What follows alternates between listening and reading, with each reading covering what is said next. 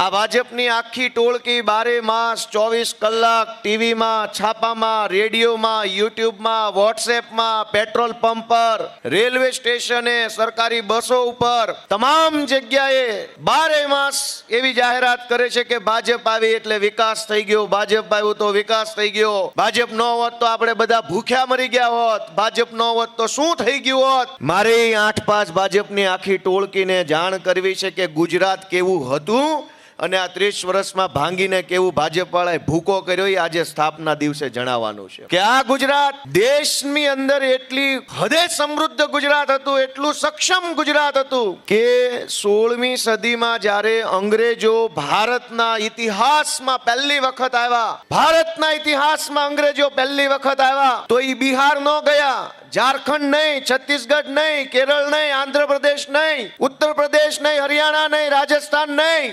अंग्रेज जेवा अंग्रेज 16મી સદીમાં 1608ની સાલમાં જ્યારે ભારત આવ્યા તો એ ગુજરાતમાં આવ્યા હતા। તો શું લૂમ લેવા આવ્યા હતા? ક્યાંય સમૃદ્ધ હતું એટલે આવ્યા હતા? ગુજરાત 16મી સદીમાં સમૃદ્ધ હતું। તે દિવસે અંગ્રેજોને ખબર હતી કે ગુજરાત સમૃદ્ધ છે, લૂંટવું હોય ભારતને તો ગુજરાત જવું જોઈએ।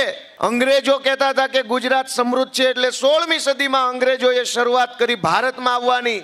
એ ગુજરાતથી આવ્યા ને ગુજરાતમાં સુરતમાં આવ્યા। આ ભાજપ વાળા એમ કે છે કે ભાજપ વાળા ન હોત તો આપણે બધા ભૂખ્યા મરતા હોત, ભાજપ વાળા ન હોત તો આપણે જીવતા ન રહ્યા હોત।